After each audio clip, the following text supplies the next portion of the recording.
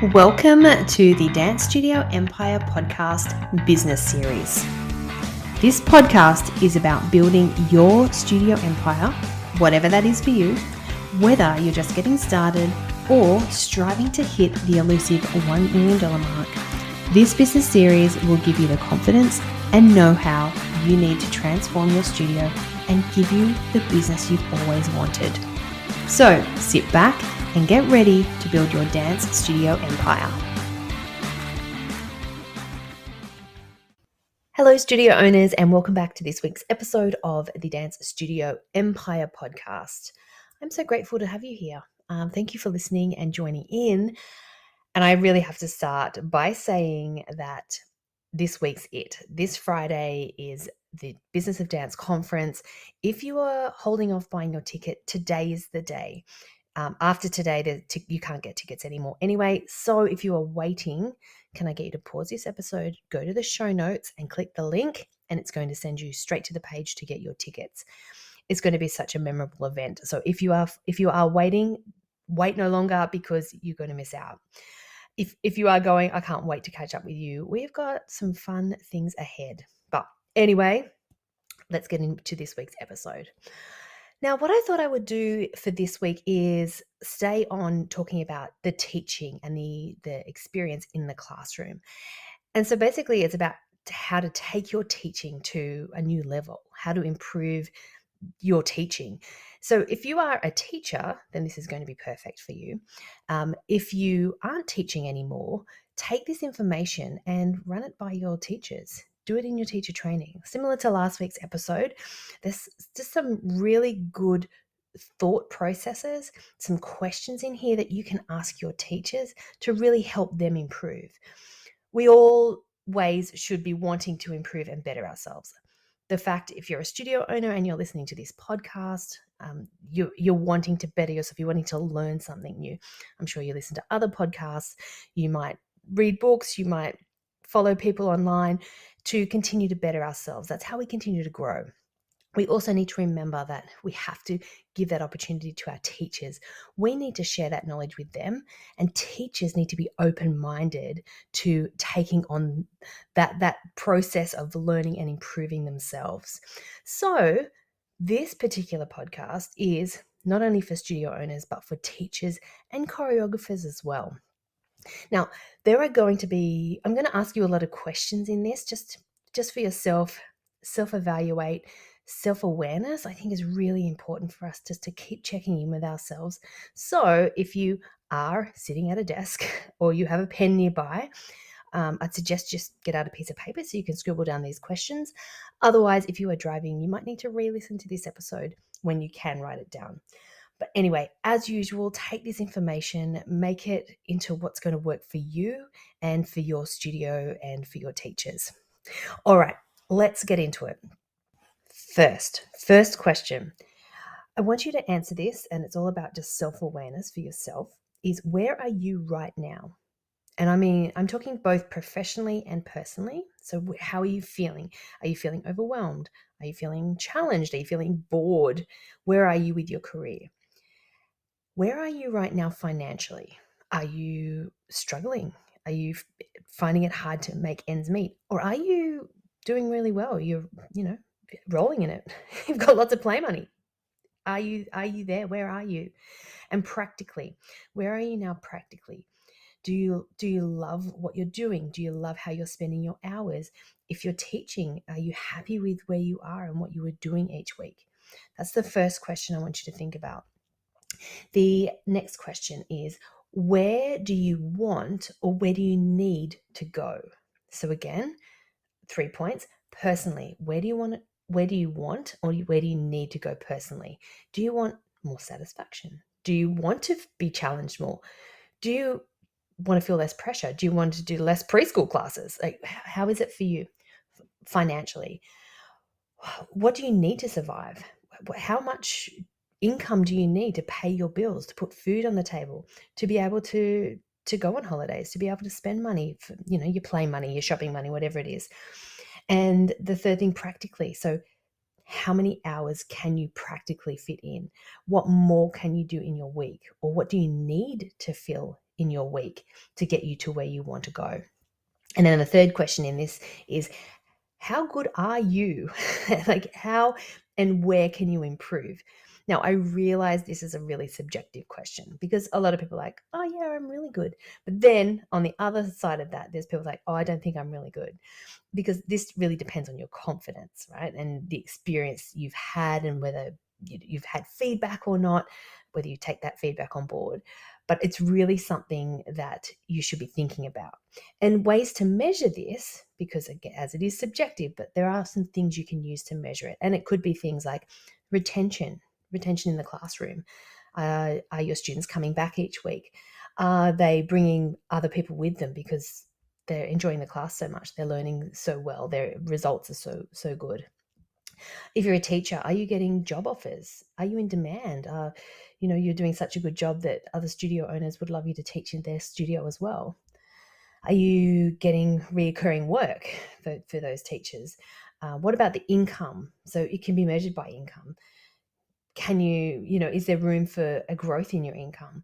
Is there a room for increase of your hours in your classes? Okay, so that's how you can measure how good you are, and how and where you can improve. Now, if you have all of this nailed, and maybe you do, then you don't need to keep listening. So if you want, you can just stop this podcast and come back next week. Otherwise, if you think you can learn something you can pass on to your teachers, then let's get into it. So what is it exactly that you or your teachers need to take their teaching to the next level? Now, when it comes to this, there's 3 areas of focus that you want to be focusing on. The first one is yourself. So what is it what you need to work on to be better? The second thing is your performance. So the performance in the classroom and even the performance of your students. And then the third thing is your results. So measuring your growth and success. Okay, so the first one, for yourself. So number 1, yourself. Have a think about your training. And I'm talking about training in both dance and teaching. So if newer teachers, you need to have technique and you need to have a good solid foundation in dance. This is something that teachers need. And I know anyone can jump into a classroom and teach a class. I know anyone can actually open a studio, which is a bit scary too. However, if to be a good teacher and to continue to be great, you need to have that technique and strong foundations. The other thing too is you want to be doing some form of teacher training or teacher experience. So have you assisted? Have you done anything, to help out at the studio you were learning at for any of our teachers, to effectively teach? Because anyone can watch YouTube and regurgitate the steps, but it really does take that foundation and that practice to be great. So the question for this one is, what's the next step of your teacher training or your teacher education journey? Okay, so as a studio owner with my teachers, I encourage them to look for new opportunities. I encourage them to stay inspired. And that could be, so new opportunities could be different courses that are out there. So it could be acro courses, or PBT is another great course. I mean, there's so many. And different ways to stay inspired. Open classes, networking with other teachers. I think that's a little bit underrated sometimes, but yeah, it's definitely something to think about. And attending like the expos and now the conferences that we can attend now, especially for our teachers as well. Great opportunities. So remember, there's pros and cons to new teachers and old teachers, and you'll hear older teachers saying, oh, the new teachers have no idea and blah, blah, blah. And then newer teachers will be saying the opposite side, because there are. So newer teachers will generally come with fresh ideas. They're going to be enthusiastic because, they're still running on adrenaline, which is great, but they haven't done their time. So they just haven't had those hours and years of experience. Where older teachers, they have that experience, they've done that time, but sometimes that we can become comfortable, we can become complacent, and sometimes, dare I say it, a bit lazy. So, we can learn from each other, new teachers and older teachers. Absolutely, we should be working together as a team. and supporting each other. Okay, question still under yourself. Where and how can you expand your experiences or stay inspired? So think about the things you can do. How can you change up what you normally do? Think about things like that. Music, warm-ups, progressions, anything that you do in class. How can you expand your experience? Is it by attending, like doing courses? There are so many online courses now you can do. There's in-person courses. These are the sort of things that are going to keep you growing. And then the next point is, how employable are you? So as a studio owner who employs teachers, this is something that is it's really big on my radar when I am interviewing and when I'm looking for new candidates to take on teaching roles at my studio. So keep an open mind when I go into this, but how employable are you? What are you willing to do to improve? This is what I'm looking for this. What are you willing to do to improve?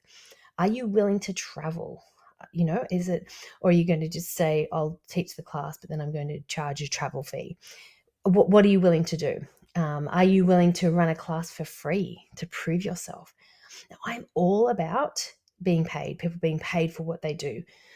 But sometimes you might just have to offer, well, you don't have to, but you should choose to offer to do a class for free, or come in and, help out, or come along, just to show the studio owner that you are willing, you are dedicated, and you're happy to be there. This will prove yourself to them, that you are beyond just coming in to teach dance. That's a huge thing. So that's absolutely a matter for you. You have to make that choice for yourself. But, I do question sometimes that there is, I also want to say, I appreciate there's obviously a lot of expenses, and you've got car payments and house payments and food, and, there's still a lot of luxuries that do go on too. I do also get that. But, sometimes this will also make you stand out if you are someone who is willing to do something like this, because you're different to everyone else at the moment. Another question is, are you willing to take on the values and the expectations of the studio that you're going to work at? Are you willing to work as a team? These answers are going to determine how employable a teacher is for a studio owner. Okay, next question under yourself. Are you willing to do what it takes? Are you willing to do what it takes? That may mean working Saturdays, which seems to be something that a lot of newer teachers are not wanting to do. Are you able to be flexible? Are you going to be reliable? Are you going to be able to cover for other teachers in that studio?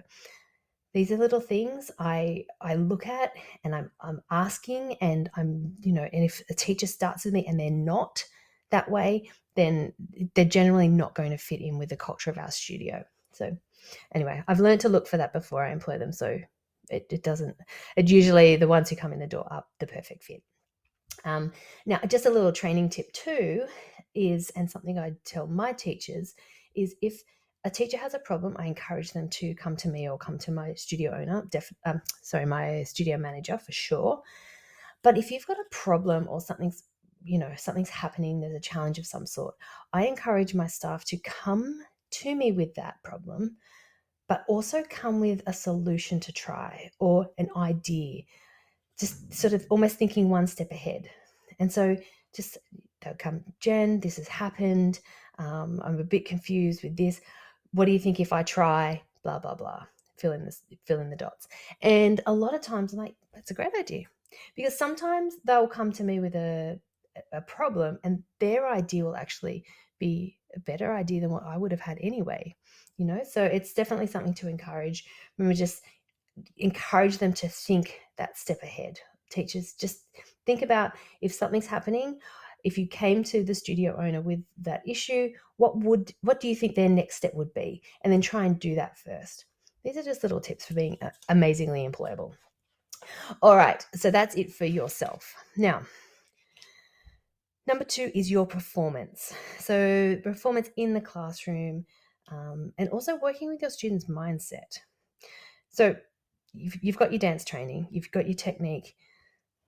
Hopefully you can choreograph, and hopefully you can read and follow syllabus if that's what the studio needs where you are teaching.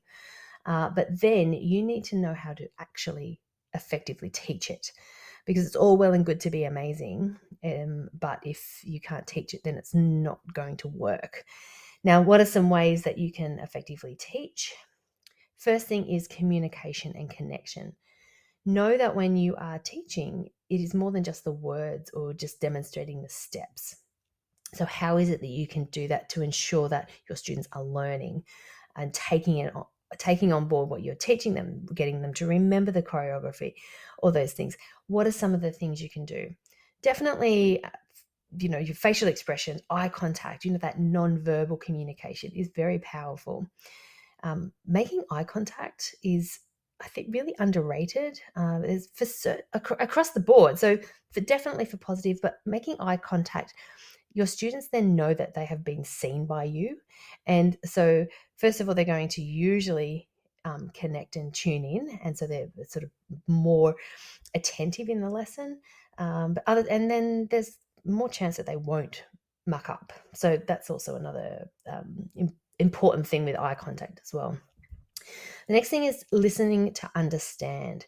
So if you're being spoken to by one of your students, or they're asking you a question, or they're coming to you with an issue, don't just respond to the words. Have a listen to what they're really saying, because the words might actually not mean what they're trying to tell you. There may be an underlying reason. So as the teacher, you need to really listen and then acknowledge that you've heard them. Because remember, dance is a happy place and the safe place for a lot of kids. They're coming to us, and they're, maybe schools are unsettled, maybe, home life is unsettled, because that's just, how it is. But dance might be their happy place. So if a student is coming up to you and talking to you, or telling you something, really try to listen and take more than just the words. Listen and then acknowledge, which then leads beautifully into the third one, which is empathy. And I know myself, like, I remember how my teachers made me feel and how they treated me. Still, this many years down the track, they genuinely love and appreciated us. That's how it felt in the classroom. Whether or not they did, well done to them, because that's how it definitely felt. And I truly believe they do anyway. But teachers, I encourage you to just genuinely love your students and their love and desire to learn. Remember why they're coming to you. And I know there's always the challenged child, and there's still discipline issues. I get that. But when you're looking across the board, 95% of your kids, they are just adore you, they adore dance, and they want to learn. They want you to be happy. They want to impress you. So just be aware of that. The next thing is to just really get creative and stay inspired. So there is nothing better than seeing a teacher raise the bar and think outside the box. I love it. I love when I hear my teachers trying something new, trying something different. I think it's really encouraging, and I encourage them to do that as well. Remember, you don't have to regurgitate how you were taught. Now, in a lot of ways, there's going to be a lot of great things you should hopefully take away from your teachers when you were learning. But remember, there's also going to be things that have improved or changed that you should try as well. So do try new things. And I mean, the world's our oyster now. We have so much access to such great information and things and knowledge. So yeah, I really encourage you to just really keep trying that. And then finally, your results. This is the third thing. So how can you measure your success? Now, measuring success is obviously different to everyone, because what success means to you is not necessarily what success means to somebody else. However, in order to continue to grow and improve your teaching, then it needs to be measured. You need to have some way of measuring your results, right? So here are some suggestions. This, as I said, it's not going to be for everyone, but this might be one that fits in with you. First way you can measure is with your students' improvement. So their results, or maybe they've reached goals. So that could be one way. Maybe it's with retention. You can literally use the numbers of your results. Are you retaining students? Financially, again, the numbers don't lie. If you are earning more money, it means you're doing a better job.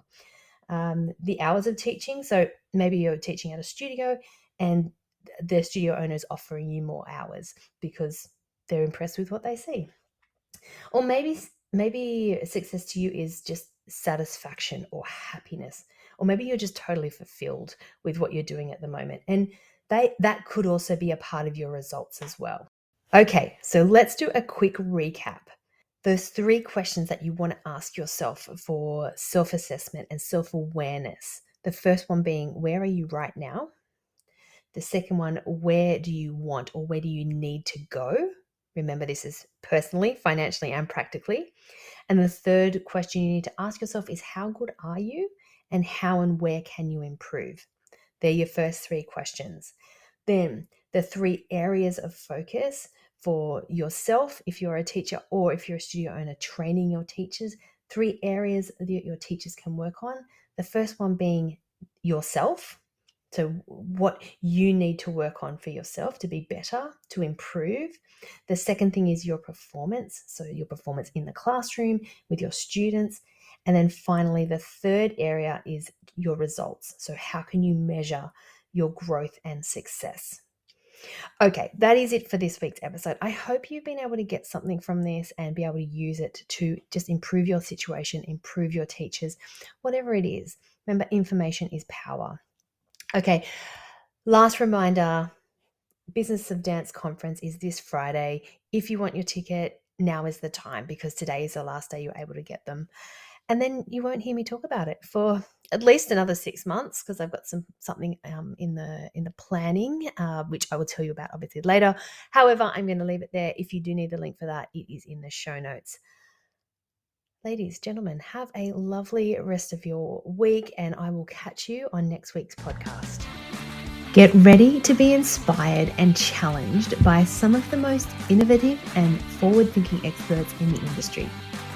Our speakers and thought leaders bring a unique perspective and a wealth of knowledge that will help you take your business to the next level. No matter where you are in your business journey, whether you are just starting out or you are striving to reach that coveted $1 million mark, the Business of Dance Conference is designed to empower you with the knowledge and confidence you need to transform your studio into the thriving business you've always dreamed of. Get ready to unlock new potentials, new possibilities, and gain fresh insight with like-minded professionals who are just as passionate about your success as you are. Tickets are now on sale, so make sure you grab them before they run out. I will leave a link below, and I can't wait to see you there.